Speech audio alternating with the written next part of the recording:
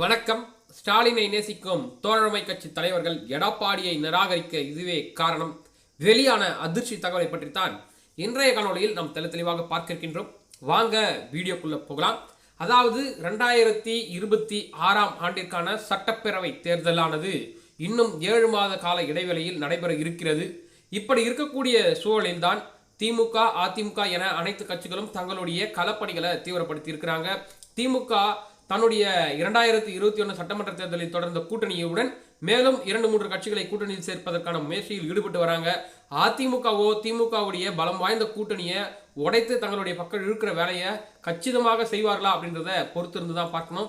இப்படி இருக்கக்கூடிய சூழலில் தோழமை கட்சி தலைவர்கள் எல்லாம் எடப்பாடியை நிராகரிக்கிறார்கள். அதற்கு இதுதான் காரணம் என தெளிவாக தெரிய வந்திருக்கிறது.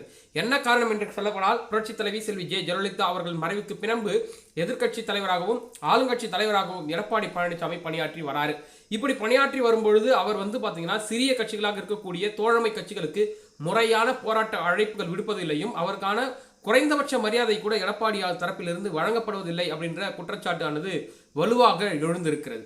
இதற்கு பார்த்தீங்கன்னா எடுத்துக்காட்டு பார்த்தீங்கன்னா எடப்பாடி பழனிசாமி அண்மையில் கூட சொல்லியிருந்தாரு. என்ன சொல்லியிருந்தாருன்னா, அவர் முதலமைச்சர் பதவியில் இருக்கும்போது கம்யூனிஸ்ட் கட்சி பார்த்தீங்கன்னா இன்னும் கொஞ்ச நேரத்தில் தமிழகத்தில் இருக்கவே இருக்காது அப்படின்லாம் சொல்லியிருந்தாரு. ஆனால் இப்போ எதிர்கட்சி தலைவராக இருக்கும்போது கம்யூனிஸ்டுகள் பார்த்தீங்கன்னா திமுகவிலிருந்து வெளியேறி அதிமுகவில் சேரணும் அப்படின்ற அழைப்பெல்லாம் விடுத்தாரு.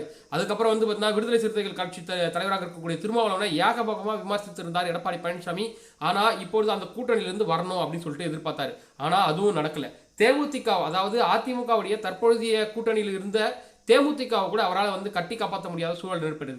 காரணம் என்னவென்றால், அவர் நாடாளுமன்ற தேர்தலில் என்ன சொல்லி கூட்டணி வச்சாருன்னா, உங்களுக்கு நாங்கள் மாநிலங்களவை தொகுதி சீட்டு தரோம், அதனால நீங்க கூட்டணிக்கு வாங்க அப்படின்னு சொல்லிட்டு சொல்லியிருந்தாரு. அதற்கு பின்பு பார்த்தீங்கன்னா, நான் உங்களுக்கு எழுத்துப்பூர்வமா அதிகாரப்பூர்வமா எதுவும் சொல்லலை, வேணா அப்ப பாத்துக்கலாம் அப்படின்னு சொல்லிட்டு பிரேமலதா விஜயகாந்தே பார்த்தா ஒரு சுத்தல்ல விட்டாரு. இதுக்கப்புறம் பார்த்தா நாம் தமிழர், தாவேகா என பல கட்சிகளுக்கு எடப்பாடி அழைப்பு வித்தாலும் இதுவரைக்கும் எந்த ஒரு தோழமை கட்சிகளும் பார்த்தா எடப்பாடி அவர்களை மரியாதை நிமித்தமாக சந்தித்து பேசல.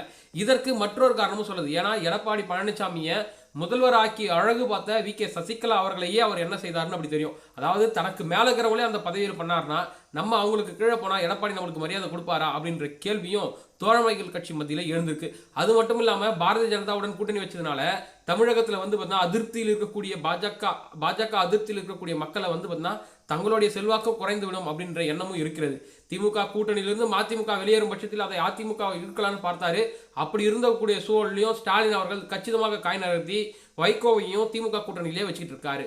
பார்க்கலாம், வைகோ மற்றும் திருமாவளவன், பிரேமலதா விஜயகாந்த், சீமான், நாம் தாவேகா கட்சியினுடைய தலைவராக இருக்கக்கூடிய டி.கே. விஜய் யாருமே பார்த்தீங்கன்னா எடப்பாடி பழனிசாமிக்கு ஆதரவு கரம் நீட்டவில்லை என்பது வெட்ட வெளிச்சமாக தெரிகிறது. பார்க்கலாம், 2026 சட்டமன்ற தேர்தலில் எடப்பாடி பழனிசாமி யாரை அழைத்து கூட்டணி அமைத்து வெற்றியை பெற முயற்சிக்கப் போகிறார் என்பதை. நன்றி, வணக்கம்.